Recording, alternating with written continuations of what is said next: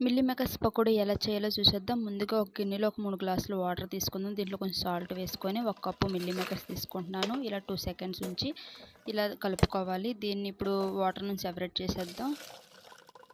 దీనిలో నార్మల్ వాటర్లో ఇలా యాడ్ చేసేసుకొని ఇలా కలిపేసుకుంటే చల్లారిపోతుంది. సో వాటర్ ఇలా సెపరేట్ చేసేయాలి. దీంట్లో 2 స్పూన్లు అల్లం వెల్లుల్లి పేస్ట్ అండ్ సరిపడా సాల్ట్, కారం and garam masala 1 spoon and cornflour 3 స్పూన్లు వేసుకొని బాగా కలుపుకోవాలి. ఇదిగోండి ఈ విధంగా కలుపుకోవాలి. ఈ స్టవ్‌లో ఒక కడాయి వేసుకొని ఆయిల్ వేసుకొని డీప్ ఫ్రైకి సరిపడా ఆయిల్ వేసుకొని ఇదిగోండి ఇలా వేసుకోవడమే పకోడీలా వేసుకొని చూడండి ఈ కలర్ వచ్చే వరకు ఫ్రై చేయాలి. సో ఇలా ఉంటే సరిపోతుంది. సో తీసేద్దాం. మిగతావన్నీ ఇలా వేసేసుకోవడమే.